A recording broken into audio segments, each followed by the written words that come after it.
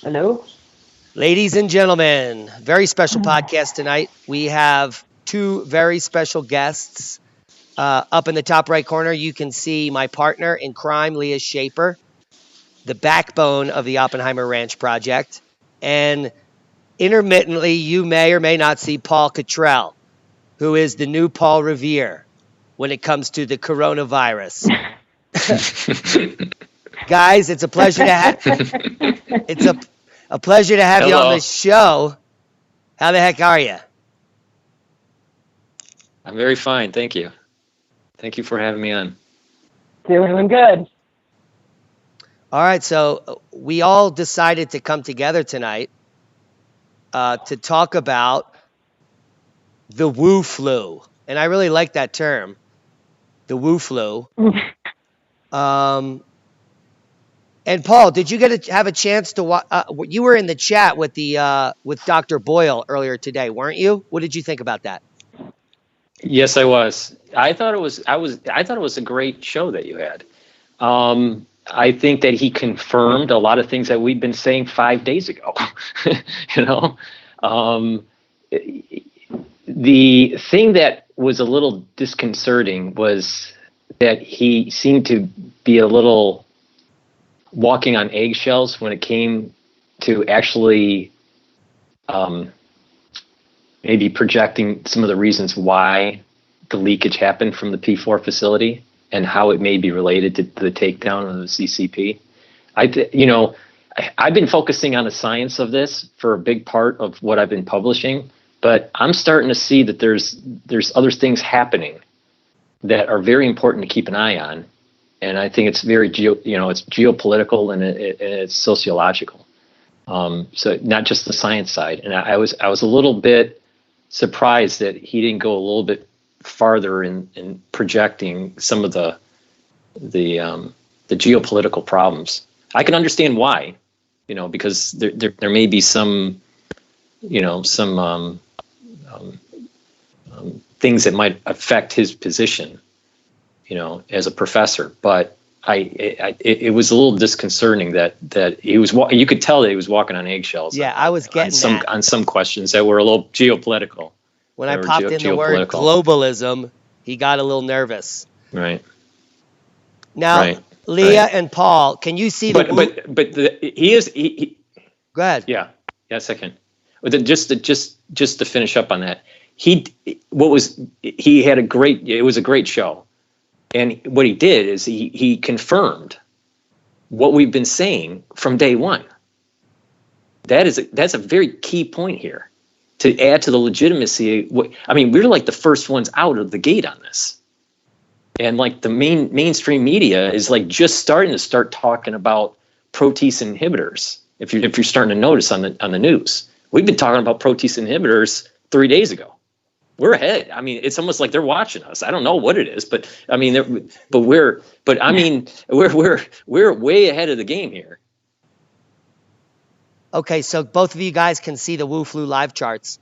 The global infection rate, according to the new data point, has dropped. Leah, what are your thoughts on that?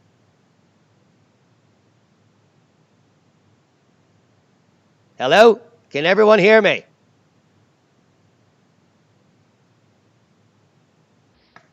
Hello? Yeah, okay. Go ahead, Leah. Okay. So, didn't that just drop in the last hour? The global infection rate? I thought it was still going up. I suppose that's possible. If there is a peak in infections, it's possible, but it doesn't seem likely to me. It seems like that's just missing data. We're in the last 2 hours, the official numbers just went up by like 500 people. It was under 28,000, and now it's over 28,000. Mm-hmm. So it doesn't seem likely to me that data point is correct. Paul? I'm seeing reports from B&O. They just, when I refreshed, they're reporting 28,276 and 565 fatalities, and we know. We know. I keep on getting calls. It's just like it's never not nonstop. All right, so we know that there's more cases confirmed or more quarantines taking place in Japan. So we're starting to see the beginnings of an outbreak in Japan. And we have had reports of individuals being tested for that have been, they're Chinese, that have flown in for educational purposes in the United States, have felt sick, went to the doctor, been tested, or tested negative for coronavirus. A lot of these assays, when they're testing for the coronavirus, is not testing specifically for the Wuhan strand, but they're testing negative for just regular corona virus, and being just given, just normal, flu-like, medication protocol, and then released home. And a doctor did a podcast on this that was basically stating that they want to release these individuals, they want to release them out of the healthcare facilities. So when there is a big wave, it's not log jammed for cases that they don't think are very serious. So, I can understand his point of view, but I also can understand the oversensitivity of the individuals saying, hey, I want to be quarantined, or I want these inhibitors that we've been talking about, these proteinase inhibitors, or antiviral medication. But it looks like the medical establishment is concerned of a big wave here. Just an update with the case that we've been talking about in.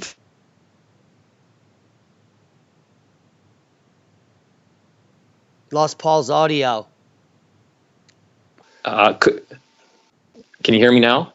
Yeah, go ahead. Can you hear me? I can hear Paul. Okay. So I'm just going to give you an update on the case that we've been talking about in Florida. There's about a 7 or 8 year old child that has the coronavirus. It's not confirmed that it's Wuhan because the doctors aren't willing to do the actual assay test that's specific for Wuhan. But the child was confirmed with the coronavirus.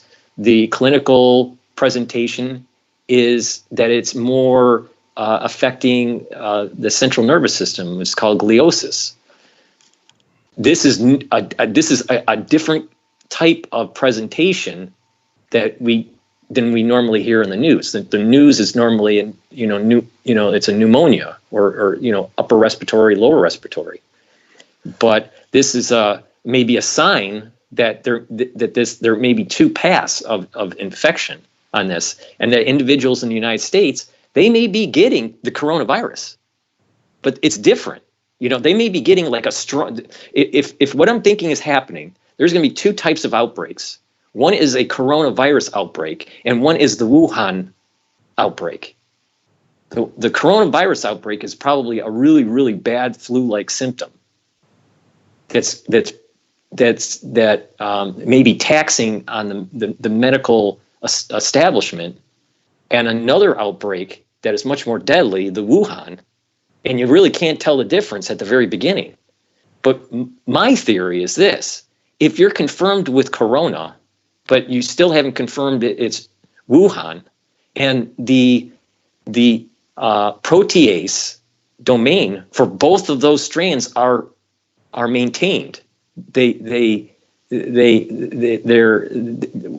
code is the same, then you just give them the antiviral medication independent of testing for Wuhan, because they're both coronaviruses. They use the same enzyme that you can block, that you can inhibit to stop the slow down or stop the viral infection. Do you think that there's some weird things. There's some really thing, but just real quick, that child is getting worse, and the doctors has still not put that child. I talked to the father this morning. That child is still not on antiviral medication, and he's been medicated with more like flu-like type medications, anti-nausea type medications, antibiotics, for now 7 days now. I wonder if the supplies So- are getting low or something like that. Or they might be hoarding it just for the big outbreak and not using it for the cases that they think are just mild. And that if they start, it seems as though if they're not presenting the pneumonia, they're assuming that's just the regular. Now let's talk about this graphic that everyone's seen today. And you brought it to a translator, Paul. And what can you tell us? Two translators. Okay, I had two people that I trust very, very well. All right, on this, and the 2000 on the left side of the screen, the circled number, the 24589 number, was the number originally printed by Tencent, where it says these are the number of deaths that have occurred, and then they did a reprint. And I didn't know what it says because I don't read Chinese, but basically they said that that the original leaked the original leaked death count is way higher than, and this is 4 days ago. Than the correction. So I mean, it's way higher than the 10 factor that we've been using. Yeah, it's 100. And it's 4 days ago. It's a factor of 100. So I just like it's scary. I think. But this is not an accident. You don't make Right. you don't do this, create this by accident. Right. this I think number, what it is that it's not like coming out of somebody's butt. I think Tencent is run by CCP. It's controlled media, and that they probably have the real number, and they accidentally.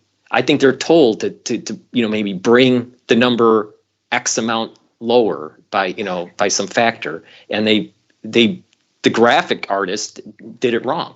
Whoever gave them the graphic artist the number was wrong.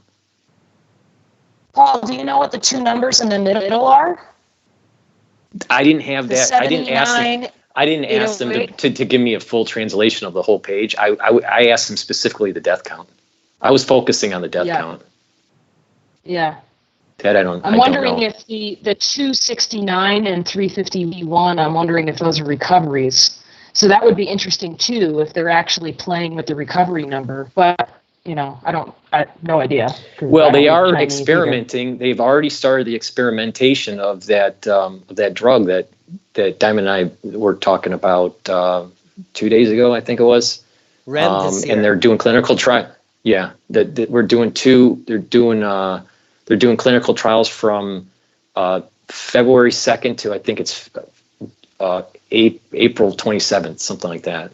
So we may actually see that number go up, and I hope that I hope that's true. I hope that's true because of the clinical trials. And the thing is the idea based on that research paper that I did a review on. If it's true, if you catch this early, you don't have that you don't have the complications and the pneumonia scarring, or as much. The key is catching it early. If you wait 4, 5, 6 days, when it's actually showing. Yeah, you froze up there a little, Paul. But what more importantly, if we can get, and I'm going to translate that scientific paper on the antivirals, the medicinal herbs that actually fight SARS. So if we can get that out to the public, and they can get their hands on some of these herbal antivirals, they could basically be fighting the Wu flu before it gets to them. And I think that's pretty important. Right, exactly. Well, like one of those medicinals is red algae, which actually itself produces interferon, which is a well-known antiviral, and that's amazing. And algae is something you can grow at home fairly easily. So, there's definitely options in there. I agree. The whole idea is to try it's boosting the immune system as best as you can, and and catching it early. Once you start feeling something, assume the worst. Assume the worst, and you try to attack it. With some either homeopathic or medically antiviral compounds. But you have to attack it right away. That's the key. Yeah, and the 3 easiest ingredients to acquire right now are licorice root, red algae extract, and curcumin, which is in turmeric. So those 3 things you can get your hands on right now in the supermarket and at your nature food store. But I wanted to talk about why we're having this podcast tonight. The loss of civil liberties that may be on the horizon. And in fact, if the pandemic supply chain network is unleashed, and Leah actually found situation report number 14 for the novel coronavirus. This is coming out of the pandemic supply chain network. And so it's already rolling out, and it is controlled by the World Health Organization. And they're the ones that have interests in that biolab in Wuhan, for goodness sake.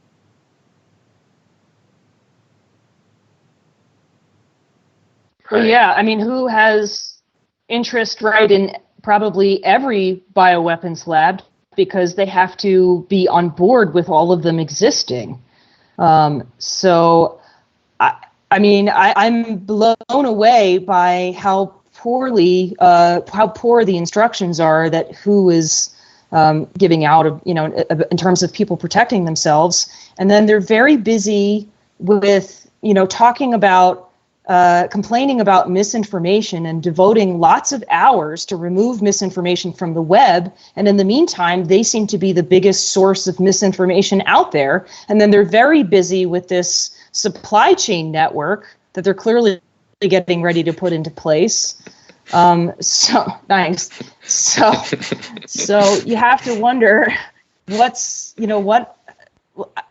don't know. I don't feel like WHO is doing anything for the benefit of this pandemic, but to be ready. You just cut out.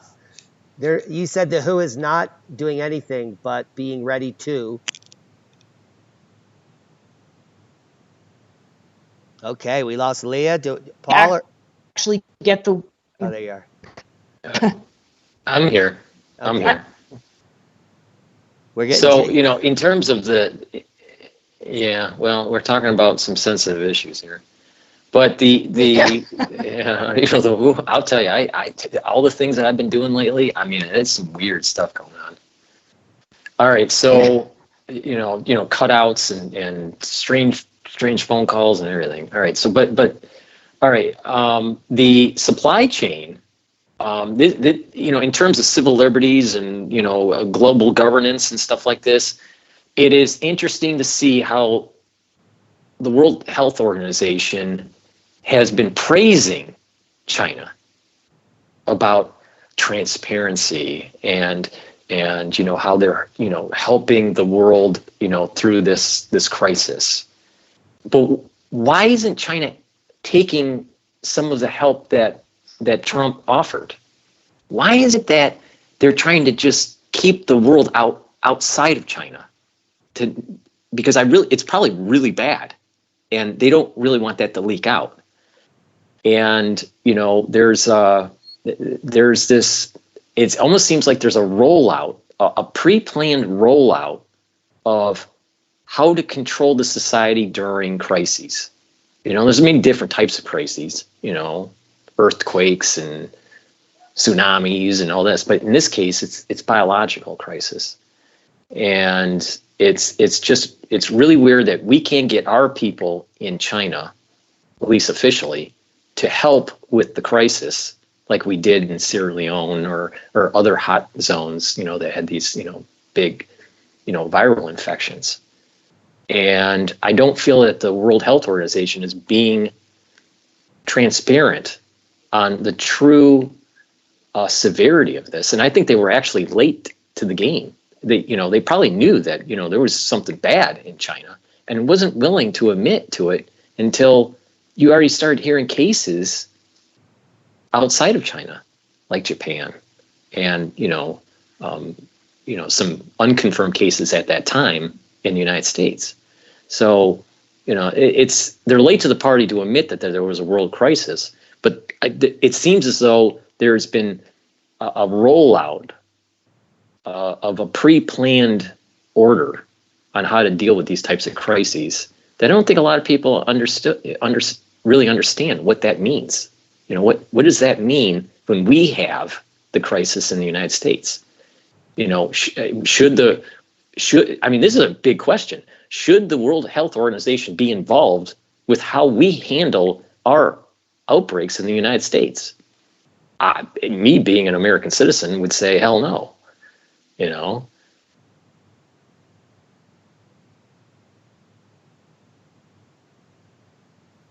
Yeah, as far as I'm concerned, the World Health Organization is the same as the UN. And the UN has been perpetrating lies for years. What are your thoughts, Leah? I hope you can hear me. My connection keeps going in and out. It does definitely seem as though there is a plan in place in the event of any particular crisis. I mean, that's why we have FEMA, right? I mean, Diamond, you and I have talked about this a bit in the last week or so. It seems like this event is being taken advantage of, perhaps for the end of globalism. It's as if, you know, there have been other attempts at globalism, talking about global warming as being one of them, and the narrative in that's gotten really extreme, where everything seems to suggest the message to the public, in essence, is you will be able to rely on us, the government, and in this case, a global government, where self-reliance is completely discouraged. And I find that frightening. I don't know why you would discourage self-reliance when in a crisis, that can be one of the most valuable tools in your toolkit. In terms of dealing with a crisis. So I definitely do get the impression that while I don't think that this event was pre-planned, I'm kind of on the same page with Francis Boyle that the release of this virus was probably an accident. I do think it's completely irresponsible, assuming it was bioengineered, which the evidence seems to indicate that it was. It was completely irresponsible to create it in the first place, but I think its release was probably an accident. But in the meantime, that would seem to be very advantageous to powers that want to control the world in some way, and perhaps there is actually a depopulation motive in all of this. So, I mean, it's a little hard to piece together, but I do find it sort of strange that the WHO seems rather not involved in the dynamics and the transmission of the disease itself so much, and then actually they're providing some misinformation. And in the meantime, they're just very busy, complaining about misinformation and trying to stop it, and working on this pandemic supply chain network. And I don't know, I don't trust WHO at all. I think you make a very good point. I mean, the whole idea of localization versus globalization, or self-organization at the grassroots level, is probably better at solving the local needs than this top-down, slow government control that seems to be one size fits all. And I think this leads to the larger issue. What's the larger issue, Paul? They cut you out when you said it leads to the larger issue. The larger issue is that we need to move towards localization and not globalization. That will be. Here's the problem with that. The pandemic supply chain network, their second modus operandi is to operationalize a platform to support the coordination and visibility of strategic allocation and strategic commodities, services, and other critical resources. That includes all the masks that people in their homes have bought that they know they purchased on Amazon. It includes food supplies and other preppers as targets. So right now, the globalists are winning because they have the metadata on who bought what and where it went. And right now, coming out from this pandemic supply chain network, situation report number 14 says that that's what they're doing right now as of February 3rd. they're working with technical experts to figure out what people have and what types of resources they have to fight the virus. So it's just beginning. I have some people that have called me. They have not been put onto my channel, but we've had very detailed conversations. They're either current military or ex-military, and they are being briefed on activation for outbreaks. Mm-hmm. There is already an assembly of what is the plan. We don't know what the plan is. I've heard the plan, but the citizenry out there doesn't realize that the military is starting to prepare for a potential outbreak and a lockdown of larger cities. And I had this conversation with someone, and it was interesting. It was like, well, the military is going to, circle these cities, and they're, will have their gear, they'll have some bio gear. It's not really a level 4 bio gear. I forgot the term that they used, because it's not, it doesn't have oxygen. They don't have their own oxygen supply. They have to breathe ambient oxygen. But it's like a level 3, what you would consider like a level 3. It's they're encased, but they don't have their own oxygen supply. But he was just so nonchalant. Well, yeah, if people were trying to escape, we'll just shoot them. And I'm like going, but that's your citizens. You're shooting an American citizen. What is wrong with you? How is and then that? I said, how is that a plan? Yeah, I mean, it's just that's not really much of a plan, is it? It was so weird that it was almost like he lost. Man, this is really getting choppy. You got cut out. It's as if he lost something, Paul. It's as if he lost. Paul, are you there? As if I'm here. Okay. It's as if. Can you hear? It's as if he lost a part of humanity. Even though, but he feels that he's invulnerable because he's on the military side. And it's like, that's the wrong thinking, dude. Yeah, I mean, you're thinking totally the wrong way. Not all of the callers that have this information are like that. But I was surprised, and then I did like a little mind experiment with him. I said, well, what if 50,000 people came up to the line and said, we no longer want this, this quarantine. We're going to cross the line. You're going to shoot 50,000 people. So he conceded and said there is a certain point where the military will no longer shoot back. The point I'm making is there's a psychological barrier where if it's a small number of people uprising, the military will attack. But if it's a large amount of people approaching, then they will back off. So the point is it's the power of numbers.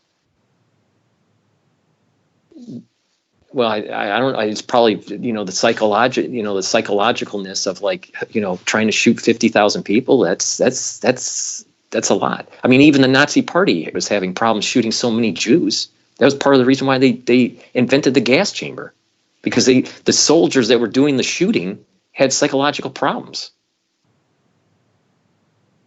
Not only that, but it may just be easier to stop an uprising if you only have to shoot a small number of people, then your chances of stopping it are pretty good. But that's a good point. Once you've got a lot of people involved in the uprising, you're not going to stop it no matter what you do. And if you shoot a bunch of people, it's just going to make it worse. So the answer may just be that simple. I agree with you, but the real answer to this is if people are sick in an area, they should be quarantined to make sure it doesn't spread. But all the health organizations in the United States and the other surrounding communities need to band together and help the quarantine environment. making sure they have the food, the water, the medicines, making sure that anyone that's old, has all their needs taken care of. We can handle it. I have no problem being locked down in Manhattan if I know that my outside community is helping. And I would do the same thing for, people in New Jersey or, wherever. That's the right way to think it. But if you roll it out like it's going to be martial law, and if you cross the line, we're going to shoot you, that is the wrong way to handle it.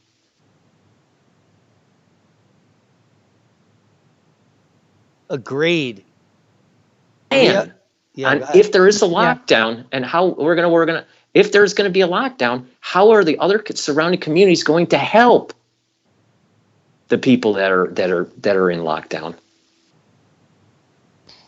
Paul, you made a really good point the other day. You were mentioning eminent domain, and that may become an issue here.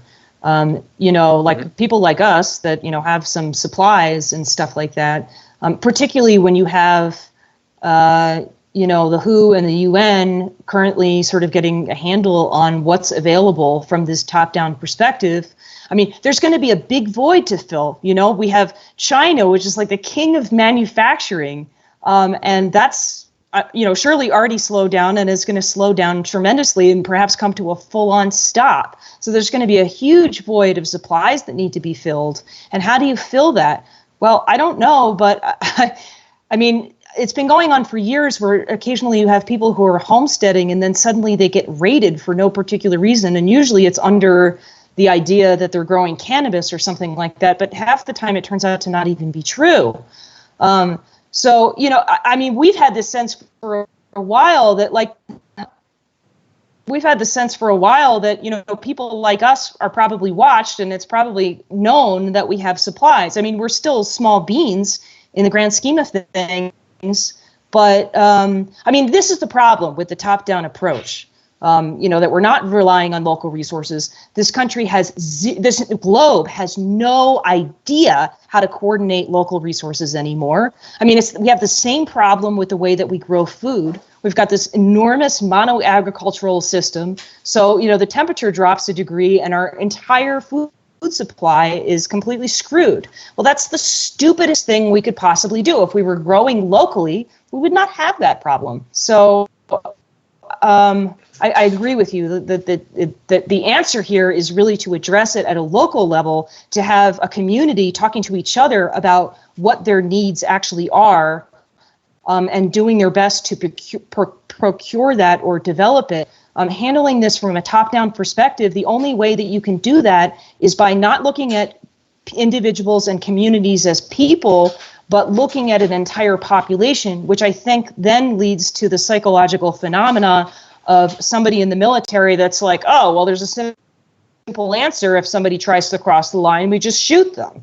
I really feel like that's a huge, that top-down perspective is a huge problem, and it's the way that everything is being approached now, and it's where the globalism comes from in the first place, and it's pretty scary to think about. Absolutely. I totally agree. And it's just, I'm starting to feel that these crises just make us just a statistic on some chart by some,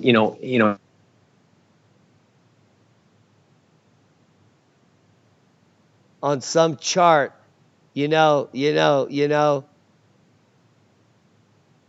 Are you there, Paul? Is anyone there? Yeah, I'm there. Okay. Yeah, I'm here. You said we're here on some chart. Well, what happens is that when you're in a crisis, the top-down government looks at that crisis, those individuals, as just numbers on a chart. And the higher-ups, they want to be reelected. So they want to make sure that those agencies bring those numbers down. It's all a numbers game. Bring those numbers down. They don't care about how they bring those numbers down.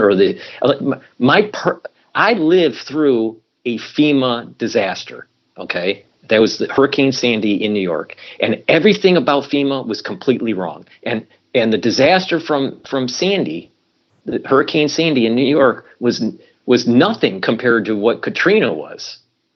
You know, the people in Katrina, I mean, it was totally devastated. Well, and New the York best, was able to bounce back. The best But part I'll just say that FEMA is totally incompetent. The best part of Hurricane Sandy was Occupy Sandy. There was almost 14,000 volunteers, activists that came up to feed all those people day after day, protect their houses. Right. They acted as security and safety. That wasn't FEMA. That was the general population organized by a few organizers that said, we're going to quit our jobs and we're going to go help those people.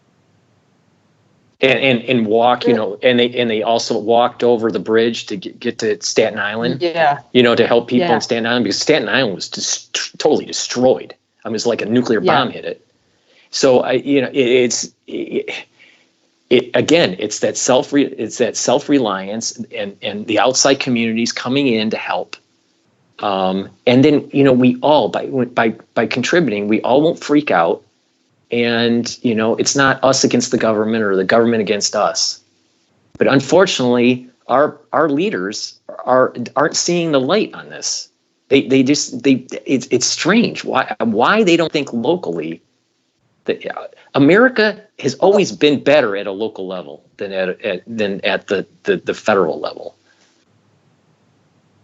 It's the United States. The states are united through the kernel of statehood.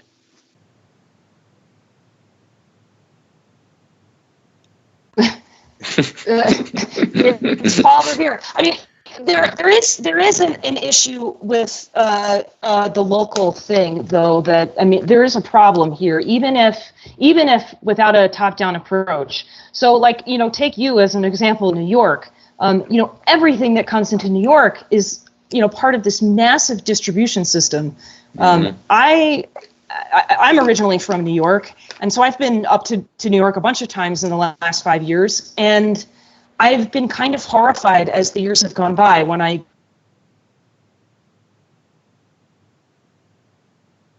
the last time that I went grocery shopping in New York, I was just flabbergasted because I'm in this huge produce section and the only item that looks even edible is some packaged blueberries. And I'm going like, what is going on here? Because this is not what I remember. So something has changed in terms of what's available. But just in the last 4 weeks, the quality of the food and the quantity of food is drastically different. Right. To the negative, not to the positive. Right. Now, I am encouraged by the fact that, let's say, the eastern end of Long Island has farms again, you know, which was not the case for, 40 years. But those farms, the 8.5 million people of New York City, I mean, that's never going to happen. So, you know, on one level, I think that this top-down approach is ineffective. But it is also, in another respect, it's kind of needed for people in heavily populated areas like yourself, because I don't know how else food is going to get there. Right. So that's kind of concerning. It will be really interesting if they do a lockdown in New York. How in the world are they going to feed New York? I have no idea. Mm-hmm. You know, not to mention you've got lots of people that are just locked in by the sheer population numbers. You know, like my family's on Long Island and I worry about them because they're in a bottleneck, you know, and, you know, unless you've got a boat, you're not getting off because it's not like the ferries run that often and there aren't that many of them, you know, and any other city, it's the same way. You know, Philadelphia even on a good day, you know, rush hour traffic is insane. So I just don't know how that's going to work. And this is where you're going to start seeing things like FEMA camps probably, because it's going to be the only way to feed huge populations. So you're going to have a bunch of people who are unprepared and freaking out, and then they'll very happily, you know, go to the FEMA camp because they have no other options. And that I'm really concerned about what happens then. That's what we saw with Hurricane Sandy. When they said mandatory evacuation, they scare you with mandatory evacuation. They knock on your door and they say it's mandatory evacuation. You know, they have city officials doing it, or the police or whatever, and they knock on your door and it's a mandatory evacuation. And there is no such thing as they can't force you to get out of your domain. So there were, in our building, there were about 5 or 6 individuals that stayed. We happened to be one of the 5 or 6 units that stayed in about a 30-story building, and it was scary. It was scary. We lost everything. We lost, the electricity, the water, the heating, and the lobby. We were on the 19th floor, and so our particular unit wasn't damaged, but you couldn't use the elevator system. Anyone that just walking up and down. 19 flights of stairs. That doesn't sound too good. My dog had cancer. I had another previous dog that died, but at that time she had cancer, and dealing with that, and then the whole lobby was destroyed. We were right off of the East River. So when the East River started flooding, it came in, went over the FDR highway, and then just came right into our lobby, and it was 12 feet of water for 4 days. It took 4 days to pump the water out of the lobby before we could come out of the building. So and then we were in that whole zone that we called Zone A. That whole Zone A, so Lower Manhattan, was all shut down, and people were living, like we were in that. And FEMA came rolling in. They have like an armory around I want to say like 25th Street or 20th Street. Not too far from Union Square. And that was their base. That was where they had their base for the military guard and FEMA. But they didn't help us. They didn't help us at all. And for months, for like 8 or 9 months, they had to have these electric generators rented out, these big trucks, electric generators to help with the electric line going into the buildings. They were all over Manhattan. Yeah. For actually a couple of years for some places, because the boilers and all that were all destroyed from the salt water, and everything had to be rebuilt. Yeah, I think people also frequently forget that the issue with water, if you lose there's no way to pump water. So even just like flushing your toilet can be an issue.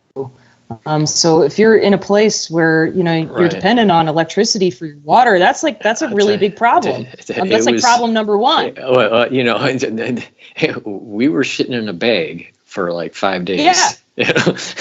Because we ran out of what we did is we filled up the tub, and we were basically locked down for 15 days. So your tub of water that we used was just for the toilet. But as that was going down, you couldn't flush it anymore. So it was just shit in a bag and throw it out the window. Well, and you can't even pump water to like wash your hands, right? So like that becomes an issue. And we stored a lot of water. Because Irene came in, so we were a little bit more prepared for Sandy. So Irene came in earlier, but we had a lot of stored water. So we were okay with that. And after they pumped out the water from the lobby, we were able to walk down the stairs. And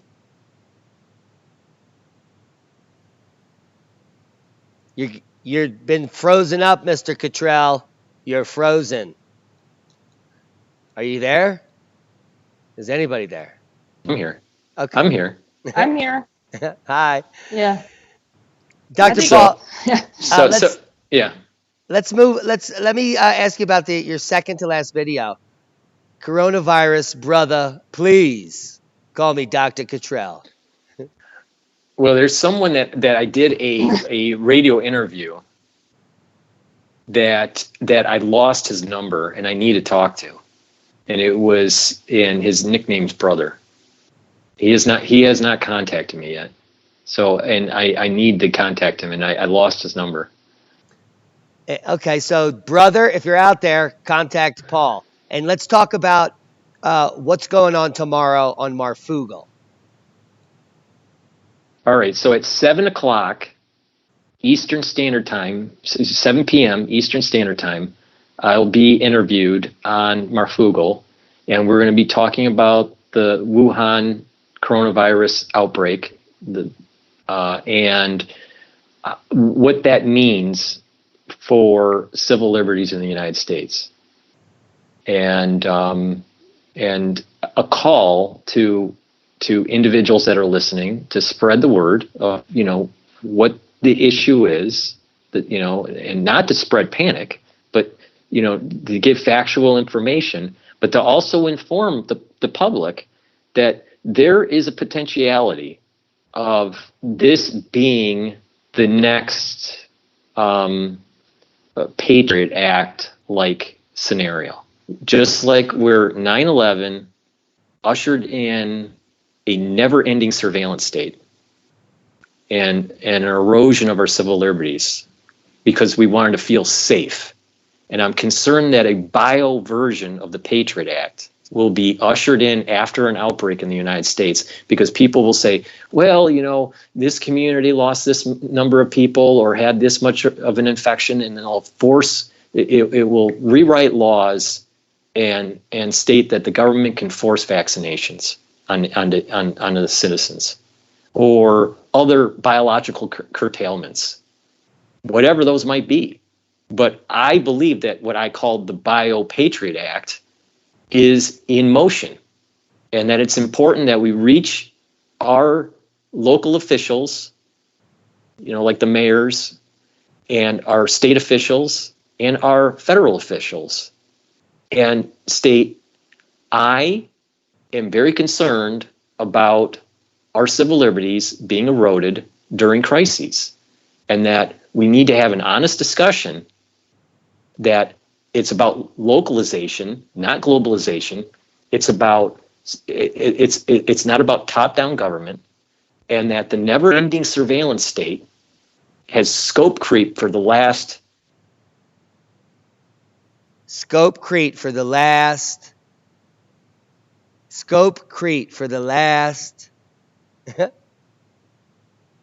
Paul, are you there?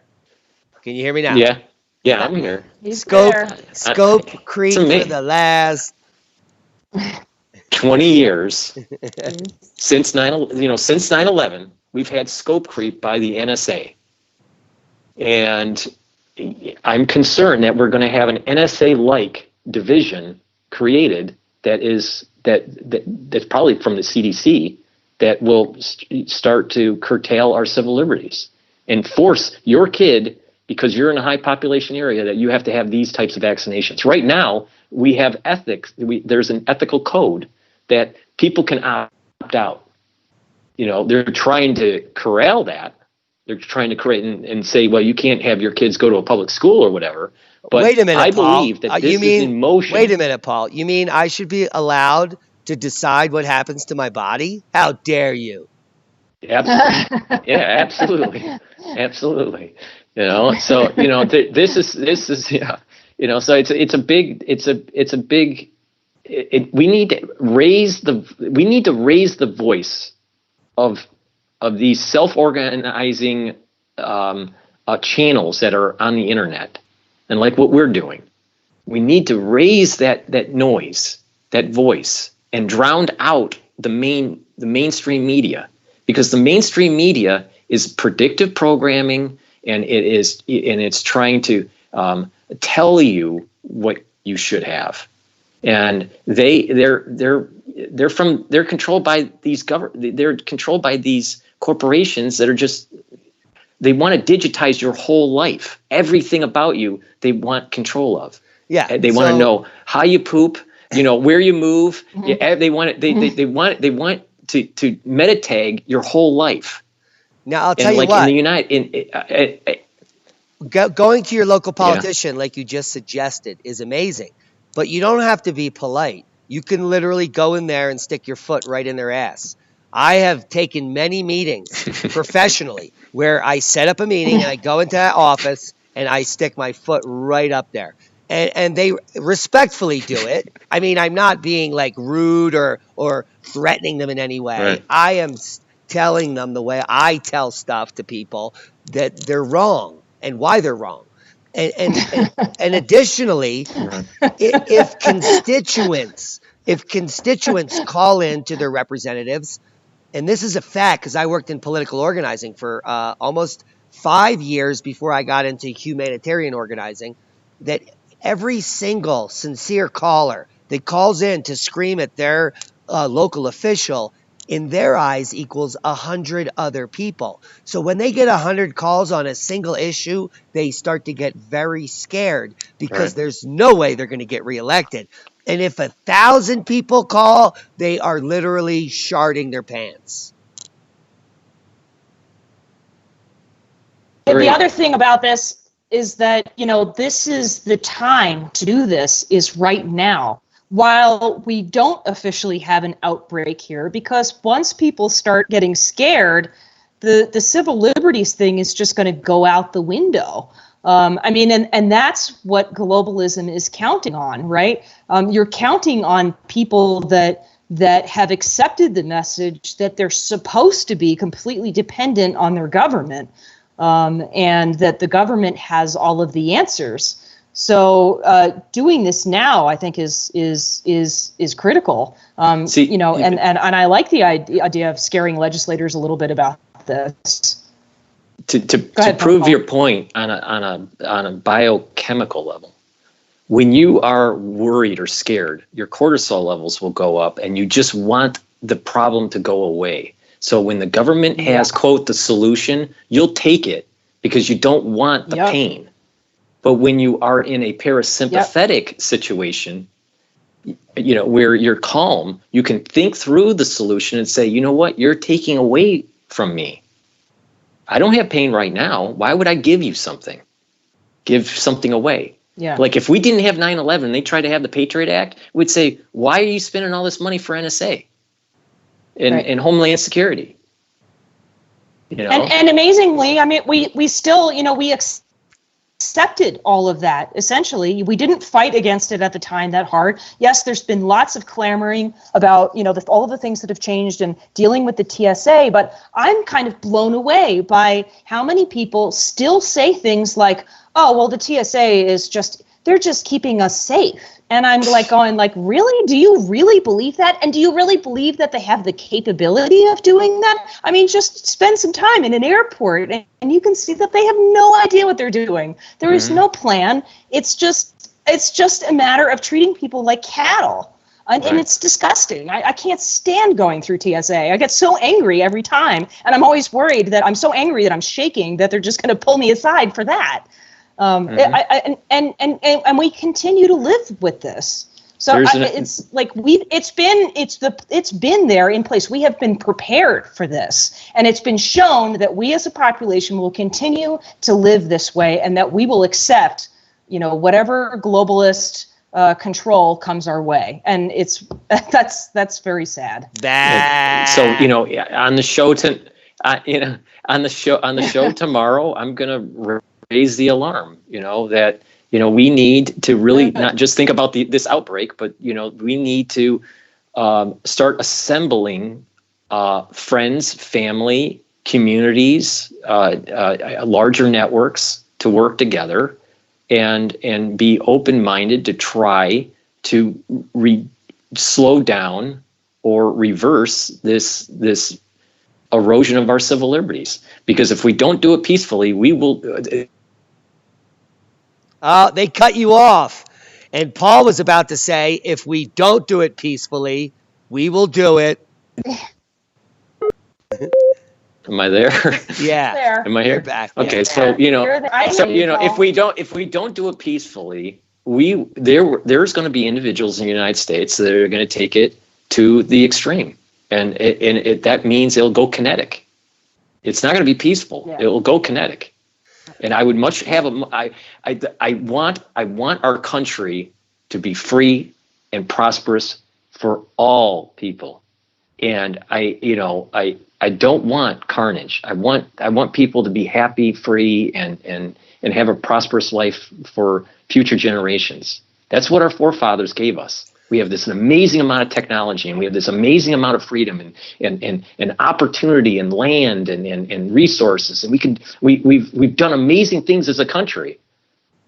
But I'm afraid that we're seeing the decline of what I would call the United States of America, and I don't want to see it. Well, Paul, in my personal opinion, we can stop this decline. This has been ongoing for decades. There have been uprisings in the past. We had the Occupy movement. We've had marches against multinational corporations. They continue to relegate their power in larger and larger apportionments. We're now down to 5 multinational corporations that control all the media narrative. The puppetry is at an apex. There is almost no. Can I give you? Yeah, go ahead. But can I give you a little biblical lesson here? Little King David brought down Goliath. And that's what I was getting at. It can happen. That each uprising is not significant enough. So there will come a time where our civil liberties are squozen to the point where that those 80% of sheep that have just been feeding on the poisonous stuff in the center of the supermarket for decades, when they actually stand up and they say, you know what, this is too much. There is no way I'm going to wipe my DNA wipe and send it off to the government because that's the new rule. You know what I mean? There will be a threshold, and I don't know what that is. Right. I'm hoping and I'm thinking that it's this. I'm thinking this is the nonlinear event right now. It might be. This is it. It may be because it does seem like we're kind of hitting a tipping point with other issues. Like, I don't know, I just get the feeling that the more extreme it gets, there are more people that are not buying the global warming narrative, for example. It's just gotten to such a ridiculous level that it just seems like I don't know, I feel like we're hitting a tipping point there. There's more and more people that are getting frustrated or feel like something's wrong or something's changed. You can see it on the internet, and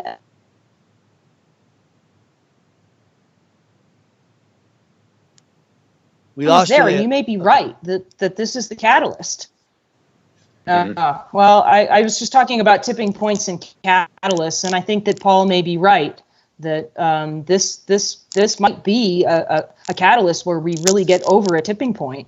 We'll see what happens, but I don't see anyone in the U.S. reacting well to being quarantined for any particular length of time beyond like 2 weeks. I think that's going to go very well. Regardless of fear can do some crazy things. Fear can do some crazy things, and these multinational corporations that own the media have been training the public to be fearful of themselves. I mean, the narrative of global warming is simple. It's your fault. You did this. So it's a shaming mechanism. So it's your fault. How dare you not quarantine yourself? Paul, final words. It's getting late.